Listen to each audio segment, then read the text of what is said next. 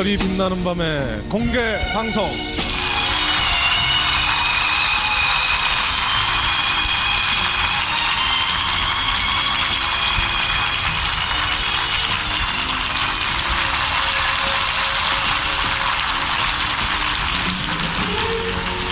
감사합니다.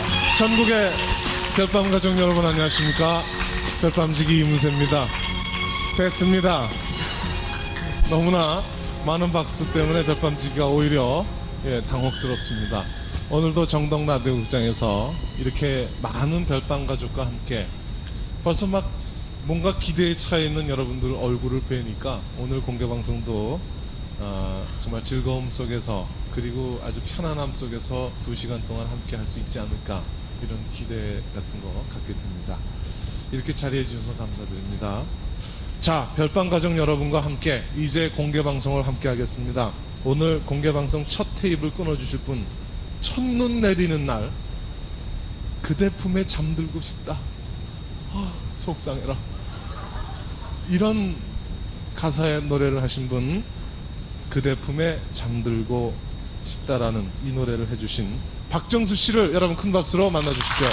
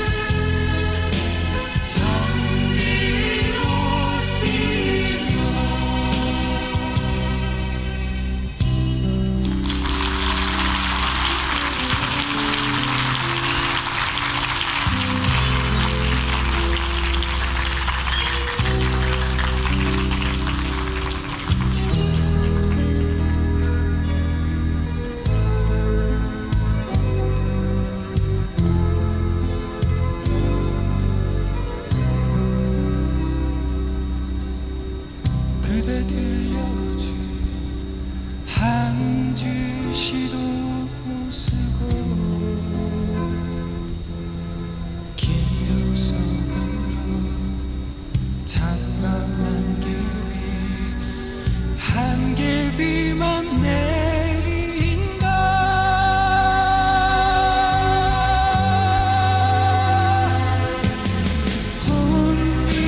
꽃잎을처럼 사랑거리며 가슴 저미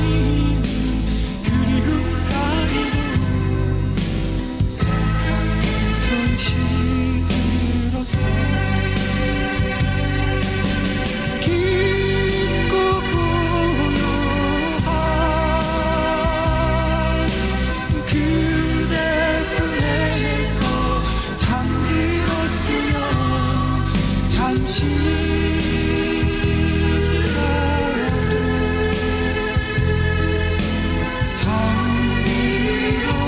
잠들었으면 그대 꿈에서 잠들었으면 그대 꿈에서 잠들었으면 그대 꿈에서 잠들었으면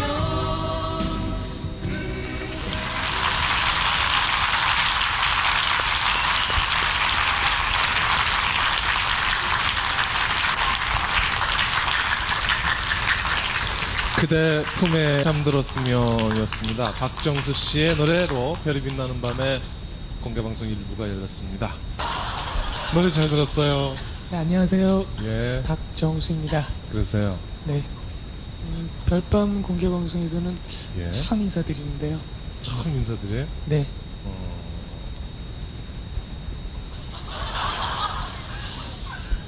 공개방송에서만 처음 인사드린 거죠? 네. 예. 그럼 별밤 공개방송 말고 그냥 저 스튜디오에서 할 때도 나오신 적이 있었던가요? 아니 없었고요. 노래만 나갔던 걸로 알고 있는데요. 그럼 통틀어서 처음 인사드리신 거예요? 네. 예. 아주 그냥 노래가 맨 처음에 시작부터 막 촉촉하게 사람의 마음을 적셔주는데 그게 바로 박정수 씨 목소리의 매력이 아닌가 싶어요. 감사합니다. 그럼요. 네. 제목이 너무 절묘하지 않습니까? 그대 품에 잠들었으면. 이 노래는 그 박정수 씨의 데뷔곡이자 첫 히트곡이 되는 거죠, 그러니까. 네. 네. 이 노래를 만드신 분이 백영규 씨라며요. 예, 저희 매니저 선생님이시자 지금 또 신곡을 준비하고 계신 배경규 선배님이십니다. 그렇군요. 그분은 또 언제입니까? 80년대 초입니까? 70년대 말입니까? 슬픈 계절에 만나요. 네. 그 노래로 그냥 온 장안의 여자들의 눈물을 다 쏟아내게 했잖아요. 얼마 안 있으면 또 쏟아내게 만드실 거예요. 지금 막 신곡이 다 끝나셨거든요. 그래가지고 그 정도로 또 좋은 곡이에요? 네, 제가 들어봤는데요. 어. 참 곡이 괜찮더라고요. 그래요? 네. 또 한 번 또 눈물바다가 되지 않을까. 그래요? 네. 뭐야, 집에 불 났대? 무슨 일로 눈물을 이렇게 흘리고 싶대요? 근데 그분의 그 멜랑콜리함과 박정수 씨의 그 정말 그 애절함이라든가 촉촉히 적셔주는 것들이 어느 정도 연관성이 있어요. 두 분은 어떻게 해서 만나셨습니까? 제가 고등학교 2학년 겨울방학인데요. 고등학교 때? 네. 어. 친구들이 이제 스포츠 신문에 조그맣게 기사 난 것을 보고서 네. 저한테 알려줬어요. 이제 이러이러한 데서 가수를 모집하는데 네가 한번 해보면 어떻겠냐 그래가지고 장난반 호기심반 그래가지고 딱 했었는데 예. 또 운이 참 좋았던 것 같아요. 그래가지고 발탁이 돼가지고 그때 뽑혀가지고 이제 그때부터 이제 대학 들어가기 전까지 연습을 해가지고 예. 지금 이제 판이 나와서 여러분들께 들려드리게 됐습니다. 참 묘한 인연이에요. 네. 제가 생각해도 참 기구한 것 같아요.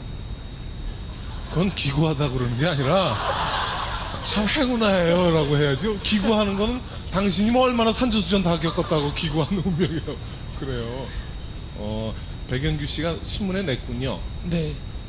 그러니까 굉장히 조그맣게 기사를 냈는데요. 이렇게 낸 걸 본 거예요. 지금. 제가 본 게 아니라 친구들이 이제 보고서 저한테 너라면은 괜찮겠다 뭐 이런 거예요? 그때까지만 해도 그냥 노래 잘한다 그런 느낌을 저는 전혀 못 받았었거든요. 근데 예. 친구들이 하도 한번 해보라 그래가지고 요즘은 받으시는 모양이죠? 뻔뻔스럽게 그런 얘기를 하시는 분인데. 그래서 백영규 씨하고 몇 년 동안 작업하셨어요? 이 앨범 만들기 위해서 그러니까. 제가 대학 들어가고 나서 그러니까 하고 나왔으니까요. 거의 한 1년 반 정도 연습하고서 그래요. 곡 받고 네. 그런 과정이 꽤 걸렸습니다. 사실은 이번 앨범으로 승부를 걸고 싶지만 정작 진짜 본인이 하고 싶은 음악들도 있겠죠? 네, 제가 하고 싶은 음악은 예. 그 어떤 그 장르를 구애받지 싶고 그렇게 그 여러 구애는 받고 싶지 않은데요. 예. 근데 지금 부르고 있는 그대 품에 잠들었으면 같은 서정적인 노래 있잖아요. 그렇죠. 그런 복고풍적인 노래를 계속 부르고 싶어요. 아, 근데 어느 정도 약간씩의 변화는 줘야 되죠. 그래서 앞으로도 변화는 조금 주는데 지금 같은 노래 스타일을 계속 지켜가고 싶습니다. 네. 알겠습니다. 박정수 씨, 이 뭔가 좀 앞서가고 또 감각적이고 어떻게든지 사운드가 더 발달된 것들, 요즘 그런 전쟁이잖아요. 네. 오히려 네. 복고풍의 노래들을 감미롭고 아름다운 것들을 계속 추구하고 싶다는 박정수 씨, 어떻게 생각하면 굉장히 큰 욕심일 수도 있습니다. 더 큰 욕심을 부리는 박정수 씨와 함께 별이 빛나는 밤에 만들고 있습니다. 야구 좋아하세요? 네, 좋아합니다. 보는 거 좋아하세요? 직접 보는 걸 좋아해요. 한 번도 해보신 적은 없고요? 해본 건요, 중학교 때 있는데 이제 시험을 보기 위해서 네. 한 번 했었는데요. 예. 체육 선생님이 야구 시험을 보는데 어. 한 번 하래요. 근데 예.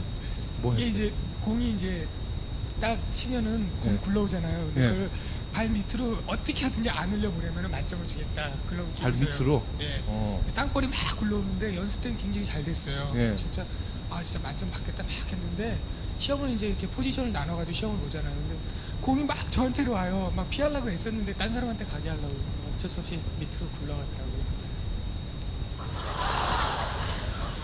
하여튼 재미있는 표현이었습니다. 박정수 씨. 그 쏙 들어간 거를 야구용으로는 어떤지 모르겠는데 저희 국민학교 때는 그걸 알깠다 그러잖아요. 예? 그냥 지나가니까 아유 나 알깠네 뭐 이런 얘기들 하는데 그게 잘못된 표현입니까? 네, 저는 몰랐습니다만 야구 남자들이 야구를 좋아하는 이유가 어디 있을까요? 그것은 본인이 직접은 하지 못해도 뭔가 후련하게 치고 달리고 넘어가고 네. 예? 그런 것으로서의 스트레스를 해소하는 것이 아닌가도 생각합니다. 얼마 전에 90일 한국 시리즈가 끝났습니다. 아주 근사한 명승부를 볼 수 있었는데 오늘 공개 방송 만나고 싶었습니다.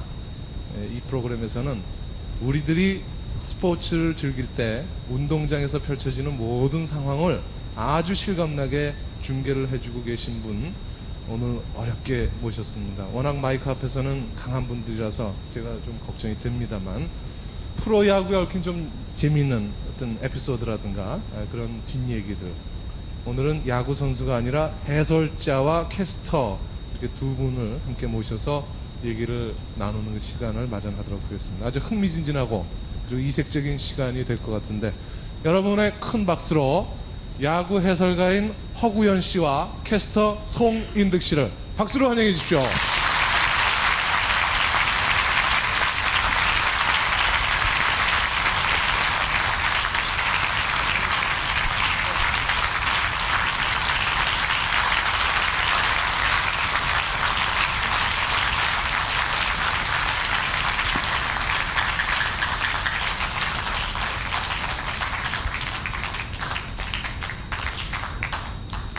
이렇게 정말 바쁘신데도 불구하고 나오셔서 감사합니다. 두 분.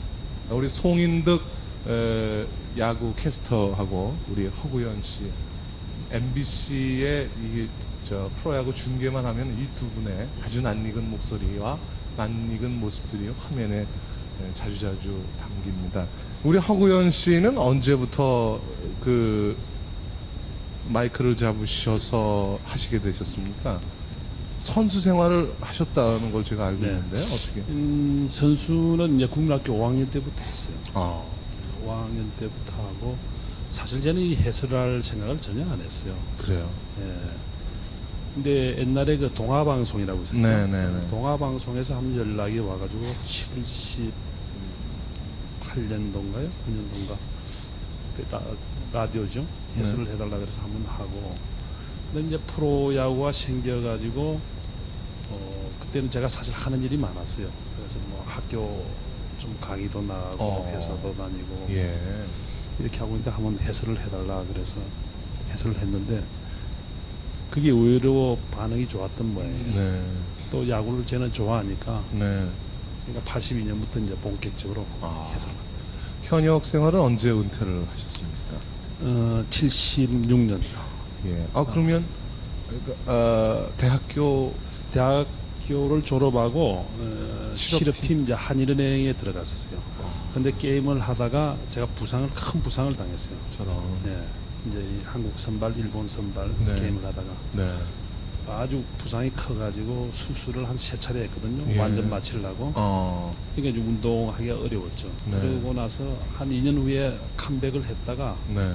도저히 뭐 몸이 안 되겠더라고요. 그래서 은퇴를 했죠. 아, 그때는 너무나 쓰라린 어떤 이거 운동 선수로서는 끝이다라는 생각 때문에 앞길이 좀 사실 좀 깜깜하셨겠습니다.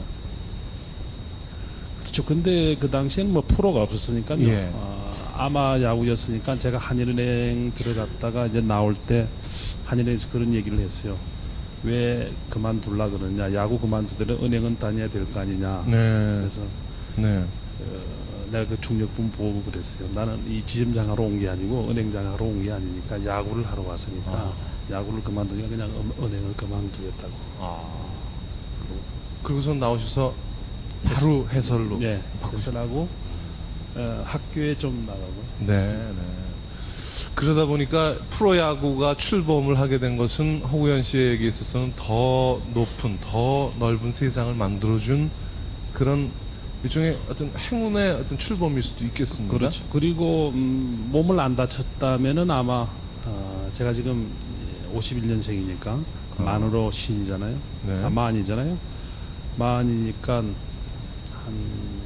4년 전 정도에 은퇴했을 것 같아요.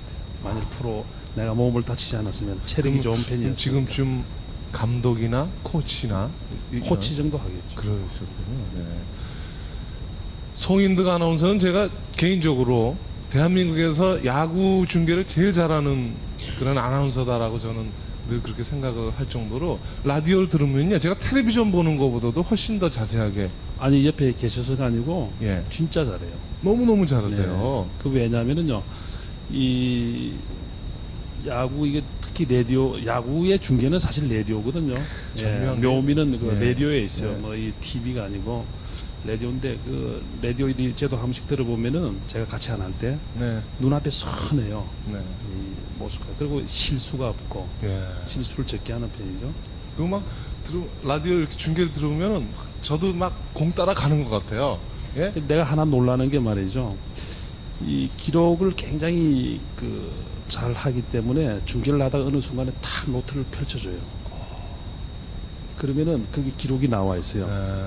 어떤 선수가 아니야. 그거는 기본적으로 나오는데 예. 뭐 이루타가 지금 어떤 선수가 탁 치면 이게 신기록이다 싶으면 착 하면 옛날에 뭐 김용철이가 몇 년도에 몇 개인데 금년도에 이 선수가 몇 개다니 금방 해요. 그 옛날에 큰빙은 잘했을 것 같아요. 그 순간적으로 펼치는데 그 노트가 그냥 참 잘해요. 성격이 좀 꼼꼼하신 편인 것 같아요, 송인득 아나운서. 원래 좀 급한 편인데 예. 야구 중계하고부터는 조금 좀 세세해지고 좀 잘해졌어요. 사실은. 그게 그러니까 네. 그러니까 세심해졌다는 예, 얘기죠. 세심해졌고. 굉장히 그 조그만한 것들에 대해서도 관심 있게 보고 있다는 거. 예. 관찰력이 뛰어나다는 얘기인데 첫 중계 방송했던 기억나세요? 인천에서 했습니다. 롯데하고 프로야구. 지금 태평양의 전신인 예. 청보 핀토스하고 84년도에 그때 이미 순위가 다 결정이 됐고 네. 그다음에 맨 마지막에 이제 끝나는 경기인데 네. 중계는 CN 관계로 안 할 수도 없고 네. 그래서 선배 쫓아서 3회를 중계를 했죠. 3회하고 이제 바뀌었어요. 예. 이제 처음 3회 했어요? 중간쯤에 중간 3회를 했어요. 아. 처음에는 선배가 하고 3회 내가 다시 제가 하고 마무리는 또 마무리는 또 선배가, 선배가 하고. 사실 시작이 중요한 건데. 자, 그때 여기는 뭐 인천 야구장 이렇게 돼야 되는데 송인득 아나운서는 중간부터 들어가시던가요? 그렇죠. 예. 어떻게 하셨으면 기억이 나십니까? 자세한 거는 뭐 기억이 안 나고요. 딱 하나 기억이 나는 거는 그 3회를 했는데 시간이 못 돼도 다행히 참 운이 좋았어요. 제가 그 별 많은 상황이 나오질 않고 간단간단히 끝났는데도 시간은 꽤 됐을 텐데 한 3, 4분 한 것 같은 기억이 들더라고요.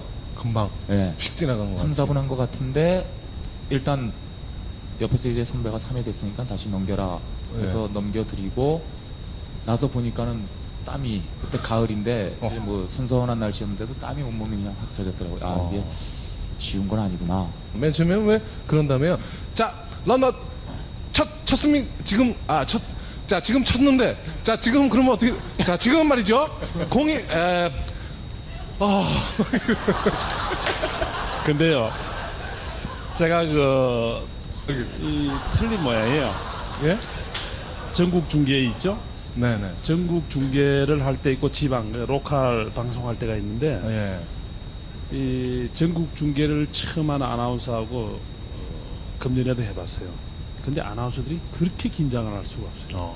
긴장하죠. 저는 사실 이해를 못 하겠어요. 왜 그러냐면 이 마이크를 예. 이 떨어요. 그러니까 쟤도 불안한 거예요. 예. 쟤도 불안하고 그러니까 처음 하니까 이 전국 나간다 생각하니까 이 상황 전개고 뭐고 나놓고 자기 생각대로 그냥 하는 거예요. 예. 옆에 뭐 해설자가 있는지 없는지 어. 별 생각도 못 하고 네. 그만큼 그 아나운서들이 긴장을 많이 하더라고요. 그리고 네. 야구가 어렵잖아요. 그러게 용어 같은 게 있어가지고 좀 어려운 것 같아요. 축구나 이렇게 빨리빨리 움직이는 거는 뭐 이렇게 몇 번에서 몇 번 패스해가지고 뭐 슛 이러면 되는데 야구는 그렇지는 않거든요. 네. 탁 끊어지기 때문에 네. 여기서는 야구는 아나운서나 사실 캐스터나 해설자가 그 깊이라든지 이런 게 나타나거든요. 그러니까 이 야구 캐스터들이 굉장히 그 어려운 스포츠를 맡고 있는 거죠, 사실. 그럼 해설자들이 오히려 아나운서를 많이 도와주는 경우도 있겠어요, 그죠? 하다 대개의 보면 경우는 저희들이 도와드려야 되죠. 왜냐하면 이 아나운서들이 이제 송인덕 아나운서라는데 우리 MBC 쪽은 모르지만 뉴스도 하고 뭐 다른 프로를 맡잖아요. 예. 맡다가 이제 야구를 이 사람들은 중계를 하러 나오시는 거니까 아. 깊이가 전문성이 계려되는 경우가 많죠. 예, 예. 그리고 이 여기 계신 이 청소년들은 모르지만은 사실 야구를 좋아하는 분들은 어느 선수가 어떻고 뭐 다 알거든요. 네. 그러니까 거짓말을 하면은 금방 항의 전화가 와요.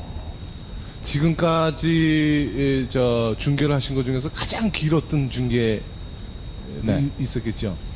부산에서 있었는데요.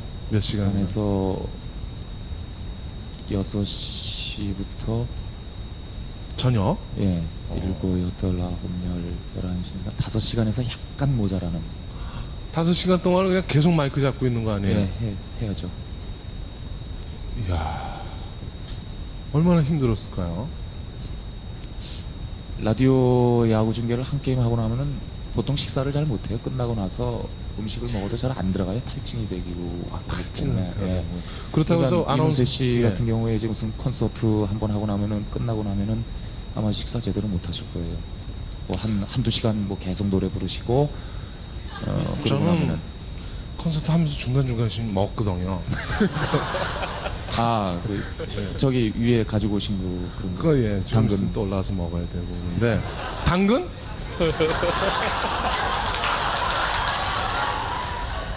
아니 저는 제일 궁금한 게 5시간 동안 그 생리적인 건 어떻게 해결을 해요? 습관이 돼가지고요. 평상시도 그렇고 보통 사람보다 좀 팽팽하게 돼요. 예, 이게 팽창 개수가 좀 세요. 그러고 말아요? 대신 이제 다 끝나고 나면은 이제 그런 상황은 어떻게 모면합니까? 정말? 근데 그 식사 그러니까 하기 전에는 무슨 자기네들의 그 어떤 법칙이 있죠. 이를테면. 예, 모든 중계를 하기 위한 뭐 자료 정리라든지 네. 아니면은 무슨 사전에 무슨 얘기를 듣는다든지 네. 인터뷰를 한다든지 취재를 다 끝나고 나서는 꼭 이거는 세상 없어도 빠뜨리면은 중계가 잘 안 돼요. 10분 전에는 꼭 화장실을 먼저 갔다 와요. 뭐 마렵건 안 마렵건 그 다음에 이제 시작을 그렇게 안 하면은 나중에 좀 애를 좀 먹어요. 그렇군요. 아니 어느 아나운서 에피소드 다음에는 뭐 지금 송인득 아나운서의 네. 5시간이었다 그러지만 몇 시간 굉장히 길었던 분들 계시죠. 임주환 아나운서죠? 임주환 아나운서가 5시간 반 40분 정도 했을 거예요. 넘은 걸로 기억이 네. 돼요. 그래요? 5시간 한 20몇 분으로 좀 기억이 되는데. 예. 그래서 뭐 저는 하여튼 그 맥주 깡통으로 해결했다는 얘기도 네. 하나 들었습니다. 왕왕 있어요. 그래요? 이 아나운서들은 사실 그 해설자는 뭐 자리 비워도 되거든요. 했었잖아요. 혼자 뭐 혼자- 얘기하라고 해서 예, 직접 갔다 오고. 제야 뭐 말 안 하고 그냥 내려갔다 와도 되는데 아나운서들은 비울 수가 없잖아요. 그렇죠. 근데 한 분은 보니까 아나운서가 화장실을 가까우니까 이 갔다 왔어요. 네. 갔다 왔는데 숨이 차잖아요. 예. 숨이 차는데 상황은 전개되니까 말을 하는데 보니까 뭐 퀵퀵 거리더라고요. 예. 저 예, 뭐 그러죠. 이거. 그래서 야 이거 안 되겠다 싶어가지고 저는 괜히 할 쓸데없는 말, 필요 없는 말을 계속 해줬어요. 한 30초 동안을. 그런 그런 게 이제 호흡인 것 같아요. 이 그렇군요. 사람 하니까 필요 없는 말 뭐 하니까 숨호흡을 바로 하고 뭐 아나운서 하고. 그런 경우가 있군요. 오늘 허구연 씨하고 송인득 아나운서 자리해 주셨고 박정수 씨도 옆에 계십니다. 별이 빛나는 밤에 공개 방송을 함께 하고 있는데 저 박정수 씨 우리 저 두 분 야구에 관한 한 모든 것을 다 알고 계신 분인데 야구 좋아하신다 그랬잖아요. 네.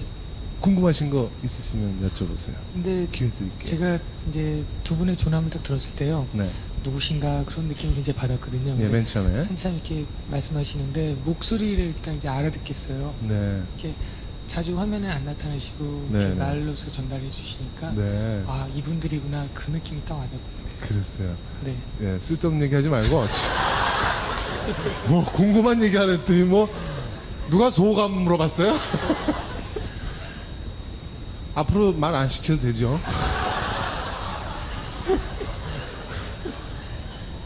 그러면 두 분이 박정수 씨한테 궁금한 거 있으시면 좀 예, 성인득 아나운서. 노래 한 곡 발표하려고 그러면 어느 정도 연습을 해야 돼요? 글쎄요, 저기 이문세 선배님도 계시는데 제 경험이 아니라 다른 분들 이렇게 말씀 들어보면은 굉장히 오랜 시간이 많이 걸린다고 그래가지고 네. 한 2년 걸리신 분도 계시고 굉장히 오래 걸린 분들 굉장히 많아요. 그러니까 한 장이 나오기 위해서 저기 선배님 계신데도 제가 이런 말 해가지고 좀 죄송한데요. 여러분들께서 한 장이 나오는데도 얼마나 힘들고 좀 고통스러운가 그거를 알아주신다면은 정말 감사하겠습니다. 야, 그 질문 하나 왔으니까 기회 왔다고 되게 길게 얘기하네요. 나도 하나 물어볼까요? 허구현 씨도, 야, 허구현 씨도 오늘 정수 많이 건졌다. 아니 근데 아까 이 대기하는데 보니까 말이죠. 이게 예. 좀 걸으면서 막 부를 걸 연습을 하더라고요. 그러니까 우리 이제 운동 선수라면 웜업이잖아요. 그렇죠. 근데 예를 들어서 뭐 패티김이나 조용필이나 이런 가수분들도 그렇게 하는지 그렇지 않으면은 이제 처음이니까 긴장이 돼서 그러는지 저 사람이 왜 저리 왔다 갔다 하면서 그러나 했는데 다 그렇게 합니까? 글쎄요, 선배님 그렇게 하세요? 기회가 왔으니까. 저 같은 경우에는 그 제가 이제 학교 다니다가 딱 오고 이렇게 공개 방송 있으면 학교 잽싸게 끝나고 막 오고 그러거든요. 그렇기 때문에 그 음을 간혹 가다가 좀 그 느낌을 잊어버릴 때가 있어요. 그러니까 그 느낌을 안 잊어버리기 위해서 잠깐 들어오기 전에 좀 왔다 갔다 하면서 이 정도 템포니까 이 정도 걸어가면서 불러보면 어느 정도 되겠다. 저는 그런 식으로 하거든요. 그래서 왔다 갔다 하십니다. 그러니까 그 패티김 씨나 조영필 씨 뭐 이런 분들도 다 노래하기 바로 전에는 항상 이렇게 워밍업 같은 식으로 쭉 합니다. 예. 근데 그 야구 선수들은 말이죠. 3시간 전에는 그 식사를 안 해요. 왜 그럴까요? 원래 정상적으로 하면은 3시간 전에는 식사를 다 마쳐야 돼요. 그러니까 1시간 전에 식사를 하면은 위에서 이제 그 소화 기능들이 작용을 하잖아요. 네. 그러면 이 뇌에서 이 전파되는 게 손까지 전달이 늦다는 거거든요. 네. 그러니까 집중이 안 되고 그렇기 때문에 3시간 전에는 식사를 안 하는 건데 가수들은 어때요? 노래 부르기 전에?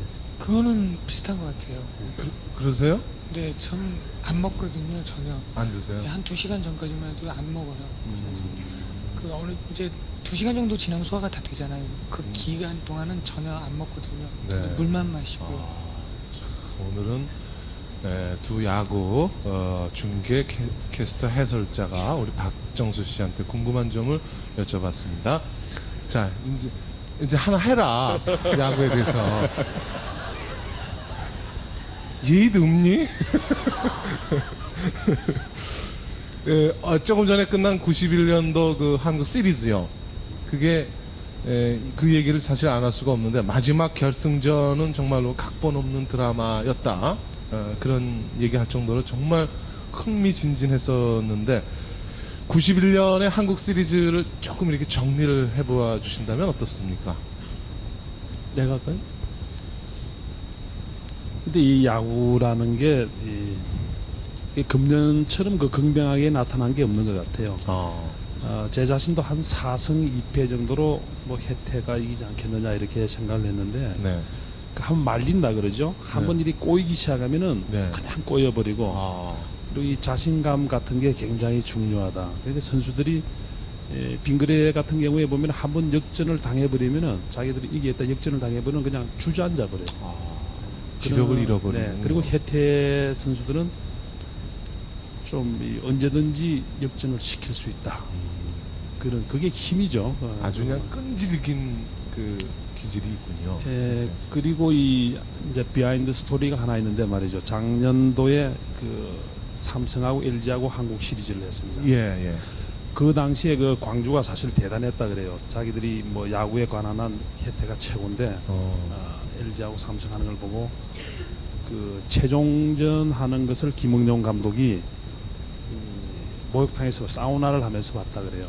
보지를 않고 사우나를 하고 나오는데 그 일하는 목욕탕에 일하는 사람이 아니 감독님이 저기에 가 있어야지 왜 여기 지금 사우나 와 있느냐고. 그래가지고 김응용 감독이 게임을 안 봤지만 굉장히 그때 화가 났다 그래요. 이게 그냥 치욕스럽고 그래가지고 그 순간부터 그 옆에 있는 사람 보고 그랬대요. 내년에는 우승할 테니까 두고 보라고. 예. 그래서 그 혜태 선수들이 사실은 보통 때 좀 느슨하거든요. 워낙 강팀이니까. 네. 근데 금년 코리안 시리즈 할 때는 제가 볼 때도 뺏어올 정도로. 그렇게 열심히 하는 거 처음 봤어요. 혜태 선수들이. 예. 이를 전부 물었군요. 그 호랑이가 틀니가 될지언정 이를 악물었군요. 진짜. 근데 야구 선수들은 사실은 이가요. 저도 그렇습니다만은 치아가 고르지를 않아요. 진짜고? 왜? 이 용을 쓰면서 예. 깨물기 때문에 위기가 오잖아요. 예. 감독 코치 그렇죠. 감독 코치 같은 경우에는 이제 이 뭐라 그러죠? 마우스피스를 그러니까 물고 뭐 하는 선수도 있다 이런 얘기하잖아요. 그래서 혹시 그 외국의 프로야구 선수들은 껌을 질겅질겅 씹는 게 일종의 그런 겁니까? 그것도 보호책 중에 하나로 쓰고 있는 껌 큰 걸로 해서 예. 타격을 한번 휘두를 때 힘이 들어가면서 윽하고 예. 투수는 던질 때 또 윽하고 하기 때문에 윽하고 윽할 때마다 윽하는군요. 근데 그 침은 찍찍은 왜 뱉습니까? 그거는요. 예, 그건 왜 그렇습니까? 그 이제 이무재 씨가 좀 잘 몰라서 그런데 그건 껌이 아니고 예. 추잉이죠. 이 씹는 담배 있죠. 그러니까 미국의 야구는 이 야구장 내에서 누구 뭐 커미셔너부터 해가지고 모든 사람이 담배를 못 피게 돼 있어요. 그러니까 우리가 이 피는 담배 그걸 못 피게 돼 있어요. 예. 그러면 그 씹는 페널티. 껌. 네 씹는 씹는 담배. 그러니까 이 담배를 보니까 이 해가지고 이제 침을 칙칙 받더라고요. 근데 처음에 저도 가가지고 어떻게 이게 보기 흉하고 그냥 우리는 침 뱉으면 진짜 쌍놈이잖아요 발 앞에서. 네. 뭐 시도 때도 없이 틱틱 맡으니까 근데 네. 한 몇 개월 시간 이해를 했어요. 근데 그걸 자꾸 이 뱉어내더라고요. 그렇군요. 좀 모르니까 예. 그 껌을 씹고 이렇게 침 뱉는 줄만 알았었는데 두 분이 중계하다가 말 부딪힐 때도 좀 왕왕이 종종 있죠. 있으시죠? 네. 어, 그럴 경우에는 이제 캐스터들이 그런 어떤 그 흐름을 네. 흐름을 좀 막는 어. 부딪힘이 있고 그다음에 해설자가 뭔가를 찝어주려 그러는데 그 타이밍을 못 찾는 부딪힘이 있고 대충 해설자보다는 캐스터가 앞을 보고 중계를 하다가도 이 시선은 옆에도 절대 놓치면 안 되거든요. 그래서 뭔가 할 얘기가 있다 싶으면은 뭔가 움직임이 나와요 몸 자체에서. 네. 쟤는 뭐 이렇게 치잖아요. 치는 거 아니더라도 뭐 어떤 사람은 마이크를 이렇게 흔든다든지 어떤 서로의 사람은- 사인이 있군요. 예. 또. 그러니까 이제 그 사람마다 좀 차이가 있는데 네. 허의원 같은 경우는 발로 툭툭 치다가 좀 저거 하면은 이걸로 이 팔꿈치로 여기를 조금 이렇게 툭툭 치고. 이렇게. 그게 좀 사인이시군요. 책상 바닥을 이렇게 한번 툭툭 쳐요. 저를 건드릴 수는 없으니까 감히. 네. 그렇지. 감히 건드리면은 송현득 씨가 부러지잖아요. 어디든지. 그렇죠. 그러니까 두 분은 그 정도로 호흡이 잘 맞는 편이다 그렇게 볼 수가 있겠습니까? 이게 호흡이 잘 맞는 편이죠. 그런데 이제 예. 제 같은 경우에는 전체 캐스터를 두고 보면은 이 캐스터가 바뀌거든요. 네. 그러니까 자주 하면은 아 이 사람이 어떤 사람이다 해가지고 제가 호흡을 맞추는데 이 가끔씩 하면은 뭐 말이 끝날 때쯤 됐다 싶은데 뭐 안 끝나는 경우가 있고 그런 경우가 있죠. 네.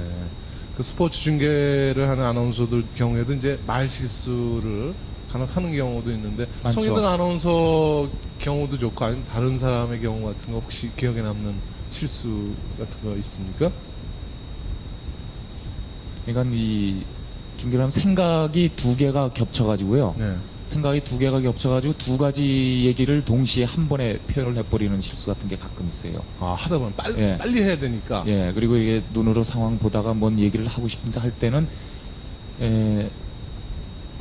일루 쪽으로 던지려다가 뭐 홈 쪽으로 던졌다라는 거를 그렇게 늦게는 안 할 텐데. 그러니까 이 그 상황이 말이죠. 주자가 많이 예를 들어서 주자가 두 명이 있는데 네. 1루 주자하고 3루 주자가 있는데 두 주자를 차근차근 하나씩 움직이는 거를 일목요연하게 표현을 해줘야 되는데 어쩔 땐 표현을 하다 보면은 눈에 일단 두 명이 뛰는 게 보이니까 예, 예, 예. 뭐 1루 주자 홈으로 들어온다는 표현도 가끔 나올 수도 있고 그렇게 되는 거군요. 예. 예. 1루 주자 홈으로 들어왔습니다. 뭐. 예. 그러니까 왜냐면 1루 주자 뛰고 3루 주자 예. 뛰니까 아. 그 두 개가 한꺼번에 들어오니까 눈에는 네, 네, 네. 그걸 표현을 급하게 하다 보면은 맞아요. 뭐 1루 주자 홈으로 들어온다든지 어. 그다음에 파울볼인데 파울볼의 어떤 방향 같은 것도 엉뚱하게 왼쪽인데 오른쪽이라 그러고 그다음에 뭐 많아요 그런 거는. 그런 거는 많아요. 1루 돌았습니다. 2루 돌았습니다. 예, 완전히 돌았습니다. 뭐 이런 것도 자기도 예. 모르게 진짜 완전히 돌았는데도 그렇죠. 그냥 중계방송 듣는 사람들은 다 돌았나 보구나 이런 생각도 들게 되고 제일 저거 하는 게 이제 볼 카운트에 대한 그 헷갈리는 거. 틀리게 얘기하는 게 가끔 있어요. 아. 한 몰두하다 보면은 이미 초구를 던졌는데도 초구라 그러는 때도 있고 뭐 그런 경우는 좀 많은데 예. 그러한 것이 이제 라디오의 경우에는 좀 말을 해야 된다라는 강박관념 때문에 네. 그런 실수가 좀 많이 나오는 편이죠. 네. 어떤 그 연습, 어떤 준비를 통해서 송윤득 아나운서 같은 그런 야구 중계 캐스터가 될 수 있습니까? 저는 그렇게 생각해요. 기본적으로 야구에 대한 애정이 있고 야구에 대한 흥미가 있어야만이 이제 첫 조건이 되고 네. 두 번째로는 운동장에 가는 횟수. 아. 야구인이 아니다 보니까 예. 야구인의 모든 것을 다 알아야 네. 야구장에서 생기는 모든 것을 전달을 해줄 수 있기 때문에 준 야구인이 될 정도로 야구장에 가는 횟수가 많아야 되고 네. 세 번째로는 경기장뿐만이 아니라 안에서도 연습을 좀 많이 해요. 연습을 하는데 종류는 좀 다르죠. 예. 운동장 나가서 하는 거는 상황 묘사라든지 야구 전반적인 흐름이라든지 뭐 이러한 지식을 좀 습득을 하고 안에서는 무슨 표현에 있어서 똑같은 표현을 굳이 그렇게 표현하지 말고 여러 가지로 네. 또 이러한 상황에서는 어떠한 표현 음. 대표적인 게 보통 이제 옛날 우리 뭐 누구를 지칭하는 건 아닙니다만은 안타를 쳤는데 빗맞은 행운의 안타가 됐을 때는 옛날에는 쳤습니다 안타입니다 하는 그러한 표현을 했던 분들이 이제 왕왕 있어요. 물론 네. 요즘은 거의 그런 분이 안 계시지만은 안에서 연습할 때는 과연 그러한 타구 그러한 볼의 방향을 표현하는 게 어느 것이 가장 정확하겠느냐 듣는 사람이 어느 것이 제일 좋겠느냐 차라리 볼에 초점을 맞추지 않고 야수들의 움직임에 초점을 맞추면 자연스럽게 볼의 낙하 지점은 확인이 되지 않겠느냐. 그렇군요. 유격수 좌익수 쪽으로 뒤로 좌익수 앞으로 사이에 뚝 떨어지는 그러면 뭐 행운의 안타구나 하는 게 가능하고죠. 이제 막 박사가 되셨어요. 뭐 그러한 종류의 어떤 그 말의 선택에 있어서 네. 야구장에서 생길 수 있는 상황에 대한 말의 선택, 표현의 다양함 이런 것은 수시로 그건 뭐 부단히 생각을 해야 되는 거죠. 예. 어차피 중계를 하려면. 근데 그 중계 방송석, 예? 그 우리나라의 그 중계 방송하는 여건이 그렇게 썩 좋지 않다고 들었어요. 뭐 외국에 비하자면 그렇다고 그러는데 그래도 실제로 많이 좋아졌는데 어느 정도입니까? 아직은 조금 좀 더 개선이 돼야죠. 어느 점이 좀 저는 뭐 원래 좀 어렵게 자라서 그런지 뭐 그렇게 별 부담은 못 느끼는데 우리 허 의원이 아마 좀 불편을 많이 우선 겪을 좁죠. 거예요. 중계석이 예, 중계석이 좁기 때문에 예. 의자가 제 같은 경우는 제가 몇 킬로 나올 것 같습니다. 거의 한 80kg. 그렇죠. 네, 고맙습니다. 제가 사실 한 97, 95킬로 나거든요. 그렇기 때문에 이렇게 앉으면은 이 의자가 적어요 첫째는. 그리고 음. 이 사이가 좁기 때문에 네. 굉장히 불편해요. 몇 시간씩 이렇게 해설하려면 정말 예. 힘드시겠어요. 그리고 아까 말씀하시면 사람들이 왔다 갔다 하고 이제 외국 같은 경우에는 잘 돼 있으니까 네. 일단 그 중계석에는 아무도 접근을 못 하죠. 네. 네, 우리는 그런 게 안 돼 있고 또 자료를 놓을 자리가 없어요. 그렇죠. 예, 책상 자체가 좁고 뭐 이러기 때문에 그런 게 좀 시정이 돼야 되겠군요. 뭐 우리나라 모든 분야가 그렇지만은 그런 거 보면은 역시 공무원들이 말이죠. 이 국민들 돈으로 뭘 짓고 뭐 그런 문화나 이런 데도 마찬가지겠죠. 좀 전문가들 얘기를 참작을 해야 되는데 뭐 멋대로 해놓고 그냥 거기서 해라 이런 식으로 그런 게 좀 많아요. 네. 그 추운 겨울에 저 중계 방송할 때도 참 많으실 텐데 그때는 정말 여러 가지 여건이 좀 힘드시겠어요. 겨울이라기보다도 시즌 막바지에 되면은 야간 경기하면은 그때는 벌써 추워요. 그렇겠어요. 중계를 하다 보면 추워서 꼭 겨울용 파카를 미리 준비를 해서 들고 가죠 거의. 그래서 하다가 좀 추우면은 걸치고. 원래 추우면 입이 잘 안 열려지잖아요. 예, 시동 걸리기 전까지는 그렇죠. 시동 거는데 원래 예. 그죠?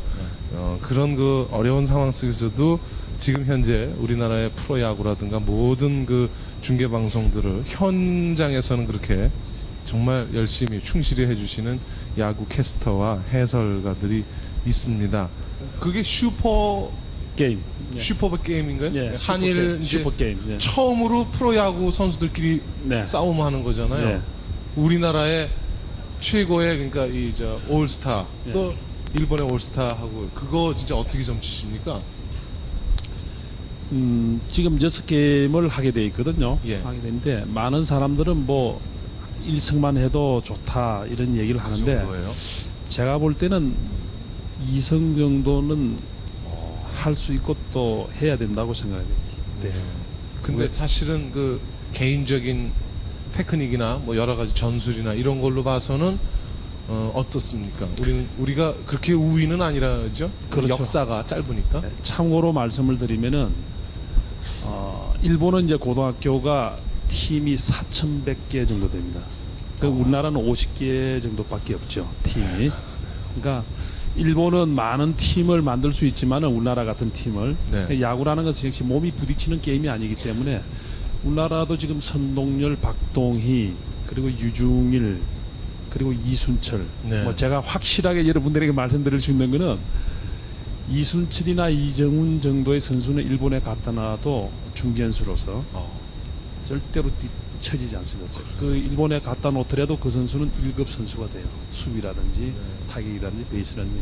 우리나라도 수준이 많이 올라왔고 미국이나 일본하고 우리나라의 그 야구 수준 차라 그러면은 아직은 좀 미국하고는 굉장히 갭이 크고 미국하고 일본의 차이가 우리하고 일본 정도의 차이가 아니겠느냐. 전체적으로 보면은 그렇게 보면.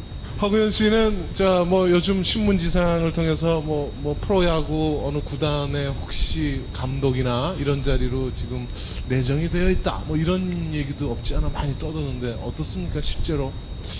근데 감독들은 다 자리가 찼고요. 그렇습니까? 이제 뭐 야구 좋아하시는 분들은 아시겠지만은 제가 34살 때 감독을 했거든요. 예. 지금 뭐 철 모르고 그때는 사실 도전하는 기분으로 한번 경험을 쌓아보자 하고 했는데 현재로서는 그 말을 해도 믿지를 않아요 사람들이. 자꾸 신문에 나오고 이러는데 예. 오늘 한번 더 말씀드리면은 당분간은 현장에는 안 갈게요. 팬 여러분들을 위해서 좋은 해설을 해주고 제가 생각해가지고 몇 년 있다가 이 나이쯤 돼서 뭐 가도 되겠다 그러면은 한번 가서 아직은 그렇게 네. 다른 것으로 할 만한 여유가 없고 네. 생각이 없고 왜 그러냐면요 팀에 가서 해보니까 그 팀이 잘하도록은 제가 전력 투구를 할 수 있는데 이 방송의 캐스터라든지 해설자라는 어떻게 보면은 야구 발전을 위해서는 전체를 이끌어갈 수도 있고 또 도움이 될 수도 있고 그게 더 야구를 발전시키는데 현재로서는 필요하다 생각해요. 예, 소중한 한마디였습니다. 프로야구를 사랑하시는 분들을 위해서 한마디 송인득 아나운서가 좀 해주신다면. 공부 열심히 하셔가지고 좋은 대학 다 가신 다음에 야구장 많이 찾아오세요. 떨어지면 떨어지면은 나름대로 또 좋은 일 맞이하시고 자리 잡으시고 야구장에 많이 왔어요. 야구캐스터 송인득 아나운서 그리고 명 해설가인 허구연 씨와 오늘 별이 빛나는 밤에 예기수님 함께 나눴습니다. 여러분 두 분의 더 좋은 방송을 기대하면서 많은 박수 부탁드립니다. 감사합니다. 고맙습니다.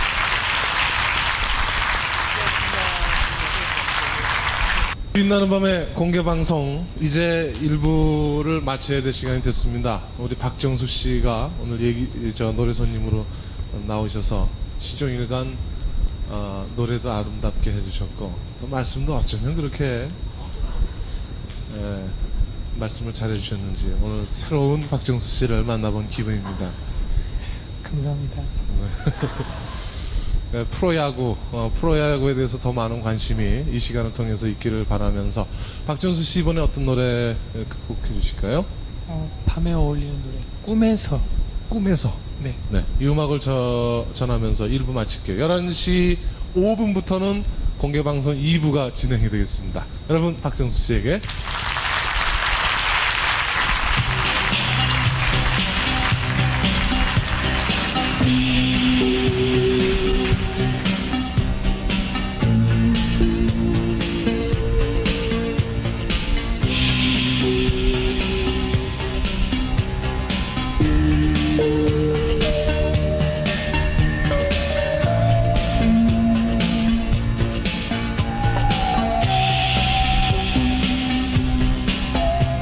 어젯밤은